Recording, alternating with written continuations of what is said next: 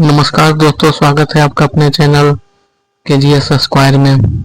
तो दोस्तों हम लोग जो एडुटेरिया का 7500 प्लस जो सीरीज चला रहे थे, आज उसका सेट नंबर 3 है। तो चलिए शुरू करते हैं क्वेश्चन नंबर फर्स्ट से।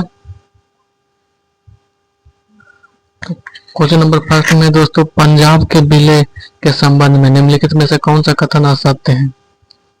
तो दोस्तों इसका कथन असत्य है जो है इसका है दिलीप सिंह को 2.5 लाख की वार्षिक पेंशन दे दी गई थी, बिल्कुल असत्य है।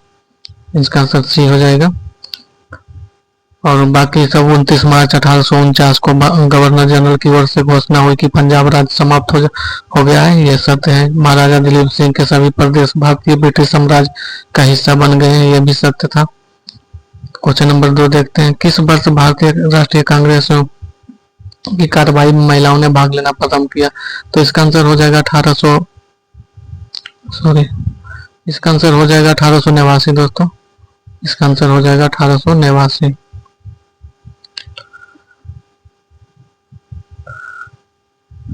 निम्नलिखित में से कौन सा आधुनिक भारतीय इतिहास में घटनाओं के सही कालानुक्रमिक क्रम को इंगित करता है? तो इसका हो जाएगा सी। मार्ले मिंटो सुधार पहले हुआ था 1909 में दोस्तों। मार्ले मिंटो सुधार 1909 में, फिर जालियांवाला बाग 13 अप्रैल 1919 को, फिर गांधी अरविंद समझौता 1931, फिर अगस्त प्रस्ताव 1940। तो इसका सी हो जाएगा दोस्तों। इसका आंसर सी है। चार क्वेश्चन नंबर है, भारत छोड़ो प्रस्ताव निम्नलिखित में से किसने अनुशंसा की थी? भारत छोड़ो प्रस्ताव का तो ये दोस्तों हो जाएगा जवाहरलाल नेहरू द्वारा यह अनुशंसा किया गया था। किस स्वतंत्रता संग्राम सेनानी ने लाठी और अखाड़ा क्लब की स्थापना की थी? लाठी और अखाड़ा क्लब की स्थापना दोस्तों बाल गंगाधर तिलक जी ने किए थे, और ये गरम दल से संबंधित है। भारत छोड़ो आंदोलन में के दौरान शहीद हुई किस महिला को बूढ़ी गांधी के नाम से जाना जाता है? बूढ़ी गांधी मातंगी हाजरा को कहा जाता है बूढ़ी गांधी, जो कि 1942 के भारत छोड़ो आंदोलन के समय शहीद हो गई थी। दीनबंधु सार्वजनिक सभा की स्थापना किसके द्वारा की गई थी? दीनबंधु सार्वजनिक सभा की स्थापना दोस्तों इसको ज्योतिबा फूले के द्वारा किया गया था। सैयद वंश के सुल्तानों का सही कालानुक्रम क्या है? सैयद वंश का सही कालानुक्रम होगा दोस्तों, पहले तो खीर खां जो की स्थापना ही किए थे, सबको पता होगा। पहले खीर खां, फिर दूसरा में आ जाएंगे मुबारक शाह, फिर उसके बाद मोहम्मद शाह, और चौथा में अलाउद्दीन आलम शाह होगा। इसका आंसर तो सी हो जाएगा। इसका आंसर दोस्तों 8 का सी। फिर नो के है, ये दक्षिण भारतीय इतिहास से संबंधित है। रुद्रमा के संबंध में निम्नलिखित कथनों पर विचार कीजिए, उनके बारे में सही कथन चुनिए। तो दोस्तों रानी रुद्रमा वारंगल के काकतीय वंश के चौथी स्वतंत्र शासिका थी, ये तो सही है दोस्तों। और उसने दक्षिण तमिलनाडु के पांड्य, उत्तरी उड़ीसा के पूर्वी गंग शासकों के देवगिरी के सेवना शासकों को पराजित किया था, यह गलत है। इसका आंसर केवल एक होगा, केवल एक। मध्ययुगीन के भारत के संदर्भ में SRAIS यानी सराय शब्द का अर्थ था। तो सराय अभी भी होता है दोस्तों कई जगह, जो कि यात्रियों कई जगह से आते हैं, जो ठहरने का स्थान होता है उसको सराय बोला जाता था। तो प्राचीन काल में मध्य युग में एक ऐसा था जिसका उद्देश्य भारतीय और विदेशी यात्रियों, तीर्थयात्रियों, व्यापारियों आदि को अस्थायी आवास प्रदान करना। तो ये आंसर सी हो जाएगा 10 का। निम्नलिखित कथनों पर विचार कीजिए। इल्तुतमिश ने सीधा मतलब दंडवत, पैबोस मतलब सम्राट के पैर को चूमना की प्रथा राजा के प्रति सम्मान्य अभिवादन दर्शाने के रूप में आरंभ की थी। तो ये बिल्कुल गलत है, यह बलबन के द्वारा ये सब किया गया था। सीधा एवं पैबोस, इसका हो जाएगा बलबन। इसका बलबन होगा। और नीचे वाला जो है बलबन ने चांदी का टंका और तांबे का जीतल, तो इसका आंसर हो जाएगा इल्तुतमिश दोस्तों। तांबे का जीतल और चांदी के टंका जो के किया था इल्तुतमिश। दोनों उल्टा दे दिया है, नीचे वाला का होगा इल्तुतमिश, ऊपर वाला का होगा बलबन। निम्नलिखित में से कौन सा गुप्तकालीन प्रशासनिक विभाजन का सही अनुक्रम है? तो इसका आंसर हो जाएगा, यही हो जाएगा। पहले भुक्ति आता था, भुक्ति, विषय, विधि, ग्राम। ग्राम सबसे छोटी इकाई होती थी।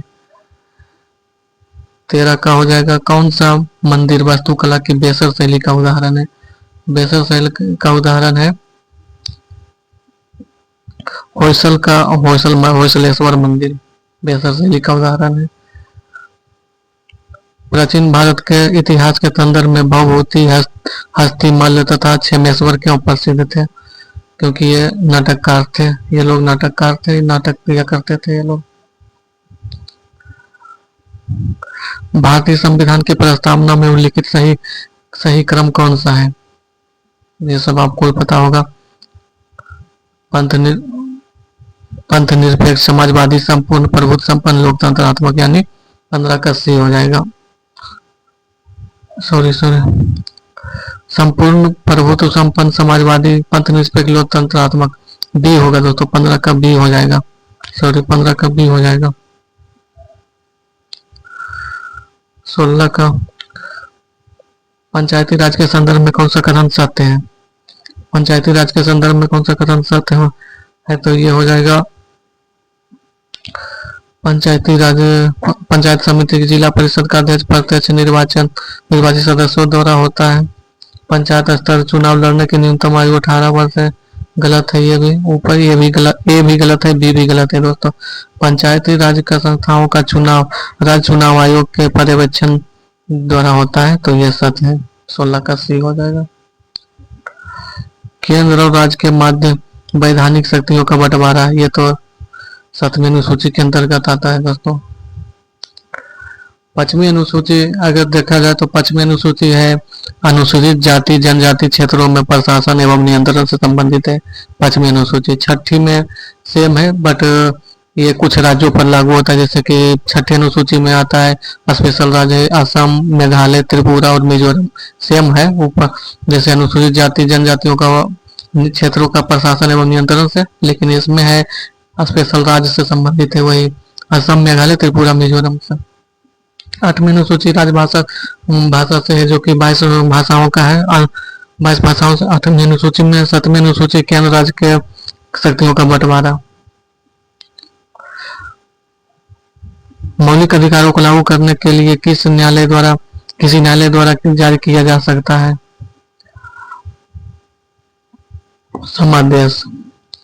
समादेश किसी भी न्यायालय द्वारा जारी किया जा सकता है मौलिक अधिकारों को लागू करने के लिए। प्राकृतिक पर्यावरण की रक्षा किस प्रकार का संवैधानिक अधिकार है? तो दोस्तों मौलिक कर्तव्य में आता है प्राकृतिक पर्यावरण की रक्षा करना। भारतीय ध्वज संहिता के प्रावधानों के अनुसार भारतीय निकाय के मानकों को लागू करने के लिए निम्नलिखित निकायों में से कौन सा प्रभारी है? तो भारतीय मानक ब्यूरो है।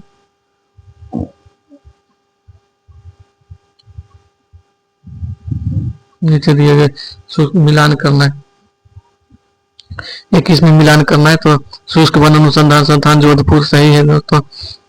हिमालय वन अनुसंधान संस्थान देहरादून नहीं होगा, यही गलत है। इसका हो जाएगा शिमला, इसका शिमला हो जाएगा, बी का शिमला हो जाएगा, बाकी सब सही है। वर्षा वन अनुसंधान संस्थान जोरहट सही है। उसने कटिबंधीय वन वर्षा वन अनुसंधान संस्थान है जबलपुर। सिर्फ 20 में गलत था, क्योंकि बी का आंसर होगा देहरादून की जगह शिमला होगा। भारत में कोयला खनन की महत्वपूर्ण घटनाओं पर विचार कीजिए। ये कहना चाह रहा है कालानुक्रम में व्यवस्थित करना है। तो दोस्तों मैं बता दूं को कि रानीगंज कोयला का स्थापना हुआ था, पहली बार जब कोयला का उत्पादन किया गया था, तो 1774 का यह डेट है इसका, इसमें है 1774।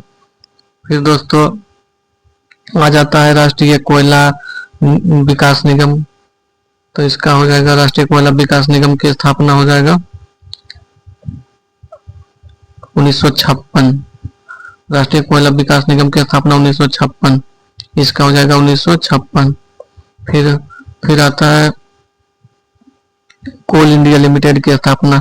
तो कोल इंडिया लिमिटेड की स्थापना 1975 है। फिर फिर बचता है कोयला कोयला खदानों का राष्ट्रीयकरण। तो ये 2 चरणों में हुआ था। कोयला खदानों का राष्ट्रीयकरण हुआ था 2 चरणों में। पहला तो 1971-72 में हुआ था, 71-72 में। फिर दूसरा हुआ था 1973 में। तो इस तरह से इसका आंसर हो जाएगा, इसका आंसर 22 का हो जाएगा, 22 का डी हो जाएगा, 22 का डी हो जाएगा। भारत का कौन सा राज्य चूना पत्थर, जिप्सम, नमक और जस्ता के भंडारण के लिए प्रसिद्ध है? तो ये दोस्तों राजस्थान है, आप लोग को भी पता होगा। चूना पत्थर और जिप्सम ये सब राजस्थान में ज्यादा होता है। भारत की 2011 की जनगणना के अनुसार भारत के नगरीय जनसंख्या का प्रतिशत क्या था? तो इसका 31.2 हो जाएगा। नैनो टेक्नोलॉजी के जनक किसे कहा जाता है? नैनो टेक्नोलॉजी का जनक कहा जाता है रिचर्ड फेनमैन को। रिचर्ड फेनमैन जो कि नैनो टेक्नोलॉजी के जनक है। 26 का आंसर हो जाएगा। रॉकेट किस सिद्धांत पर कार्य करता है? तो रेखीय गति का संरक्षण करता है रॉकेट। इको साउंडिंग का प्रयोग होता है, इको साउंडिंग का प्रयोग होता है समुद्र की गहराई मापने के लिए। सोलर सेल निम्नलिखित में से किसके बने होते हैं? तो सोलर सेल सिलिकॉन जो कि अर्धचालक होता है दोस्तों। ऐसी वर्षा जिसमें सल्फ्यूरिक एसिड या नाइट्रिक एसिड के घटक शामिल होते हैं और इसका पीएच मान 4.5 से कम होता है कहलाता है। तो अम्ल वर्षा इसका आंसर होगा 29 का। जहरीली गैस को खत्म करने के लिए उत्प्रेरक रूपांतरणों में निम्नलिखित में से किस धातु का उपयोग उत्प्रेरक के रूप में किया जाता है? जहरीली गैसों को खत्म करने के लिए इसका वो उत्प्रेरक का नाम है रोहेडियम दोस्तों, रेहोडियम। सूक्ष्म पोषक जो शर्करा के परिवहन, कैल्शियम आयन के उपयोग और कोशिका विभाजन में महत्वपूर्ण है। इसका आंसर हो जाएगा फास्फोरस। किस खाद्य पदार्थ में सभी आवश्यक अमीनो अम्ल पाए जाते हैं? तो अंडा में दोस्तों लगभग सभी अमीनो अम्ल पाए जाते हैं। 33 का आंसर हो जाएगा मिलान करने के लिए कौन सा सम्मिलित नहीं है? तो पेडोलॉजी, पेडोलॉजी ही गलत है दोस्तों। पेडोलॉजी मिट्टी का जो होता है अध्ययन होता है मिट्टी का। बाकी सब सही। एंथोलॉजी पुष्पों का अध्ययन होता है। एंटोमोलॉजी जंतु विज्ञान की शाखा। ट्रोपोलॉजी जो है पोषण का अध्ययन कहलाता है। शैवाल से आयोडीन प्राप्ति होती है? लेमिनेरिया इसका आंसर होगा। लेमिनेरिया शैवाल है जिससे आयोडीन प्राप्त होता है, लेमिनेरिया से। निम्नलिखित में से कौन सा धातु अम्ल से अभिक्रिया करके आसानी से हाइड्रोजन गैस को विस्थापित कर सकता है करती है? तो वो मैग्नीशियम है।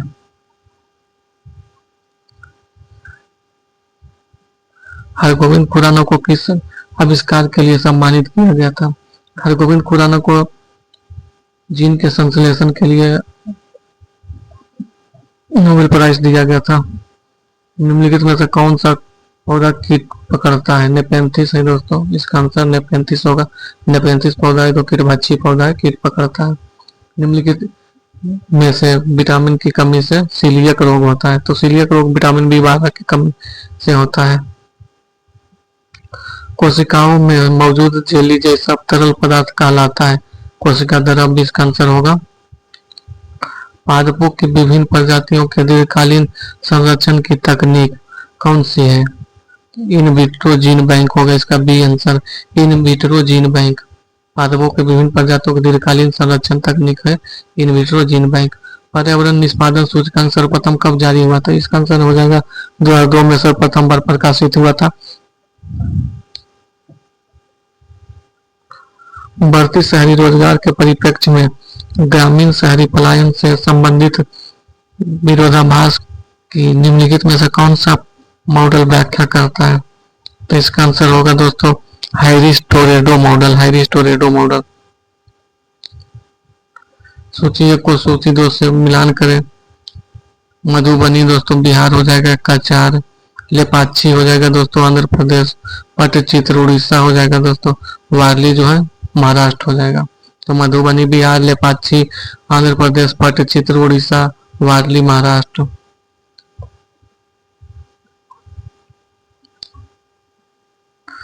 फिलिप्स वक्र निम्नलिखित में किसके संबंध दर्शाता है? फिलिप्स वक्र दोस्तों मुद्रास्फीति और बेरोजगारी के संबंध स्थापित करता है। फिलिप्स वक्र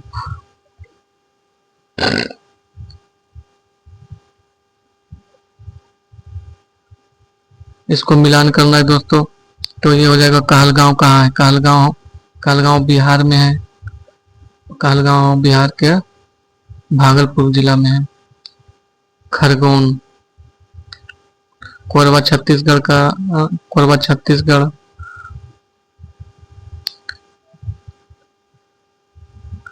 कोरबा छत्तीसगढ़ हो गया दोस्तों, और कुडगी जो है कर्नाटक में आ जाएगा, और खरगोन मध्य प्रदेश हो जाएगा। तो इसका आंसर 45 का आंसर हो जाएगा डी। एक का 2 यानी बिहार, बी का 1 खरगोन यानी मध्य प्रदेश, खरगोन का मध्य प्रदेश, बी का 1 कोरबा छत्तीसगढ़, कुडगी कर्नाटक। निम्नलिखित में से कौन सा जोड़ा सही सुमेलित नहीं है? सही सुमेलित नहीं है, इसका आंसर हो जाएगा दोस्तों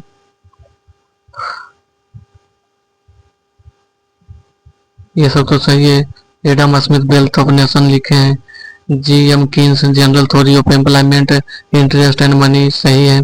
गुरनाल मिल्डर एशियन ड्रामा लिखे थे। कार्ल मार्क्स जो कि प्रिंसिपल ऑफ पॉलिटिक्स इकोनॉमिक्स जो लिखा हुआ है गलत है। कार्ल मार्क्स दास कैपिटल लिखे थे, और भी बुक हैं लेकिन ये बुक नहीं है। Principle of politics economics and taxation. AFSPA पहली बार लगाया गया था, तो इसका आंसर हो जाएगा साउथ पूर्वोत्तर राज्यों में। AFSPA के बारे में अगर मैं बताऊं दोस्तों, तो ये ऐसा राज्य में लगाया जाता है जहाँ पे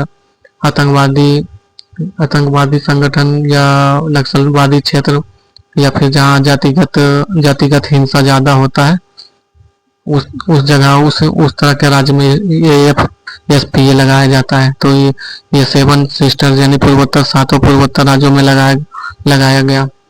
और ये AFSPA जो एक्ट है दोस्तों, इसका अगर मैं बता दूं तो AFSPA एक्ट है 1958 का। 1958 का एक्ट है AFSPA। AFSPA का फुल फॉर्म होता है आर्म्ड फोर्स स्पेशल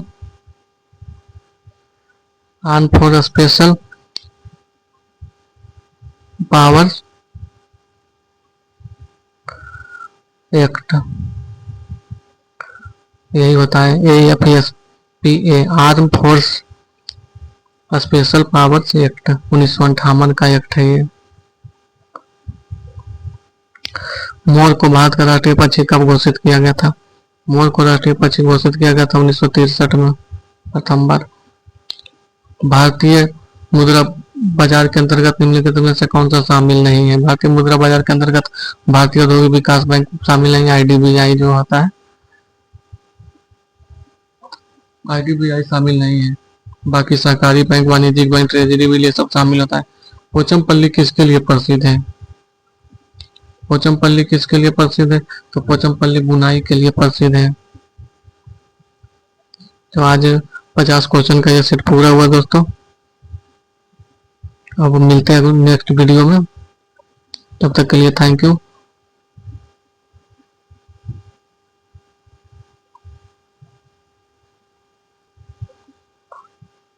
धन्यवाद वीडियो देखने के लिए, और कमेंट जरूर करें दोस्तों।